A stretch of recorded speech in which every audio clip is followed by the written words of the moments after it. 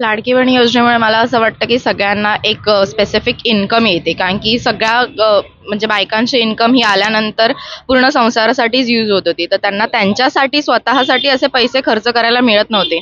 तर या योजने थ्रू त्यांना एक स्वतःसाठी खरेदी करणं किंवा म्हणजे यूज होतात त्यात, ते इन्व्हेस्टमेंट होते, तर ती चांगलीच गोष्ट आहे.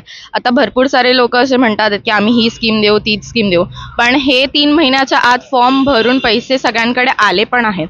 तर ही आश्वासनं तर आम्ही पहिल्यापासूनच ऐकत आलो आहोत पॉलिटिशियन्स थ्रू.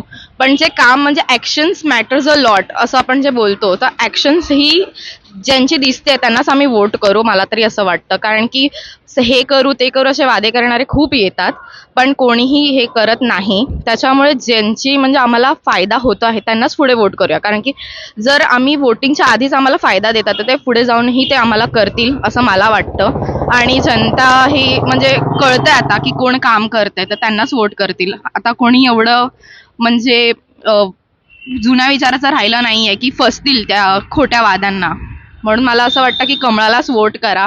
कारण की आता डेव्हलपमेंट तुम्ही बघताय मेकिंग इंडियाच्या थ्रू, जी आपल्या देशासाठीच यूज होते. आपण बाहेरचे प्रोडक्ट्स घेणं पण बंद केलं आहे खूप सारे. तर मला वाटतं की एम्प्लॉयमेंट्स पण डेव्हलप होते आपल्याच ह्याच्यामध्ये देशामध्ये, तर चांगली गोष्ट आहे ती. म्हणून कमळालाच वोट करा.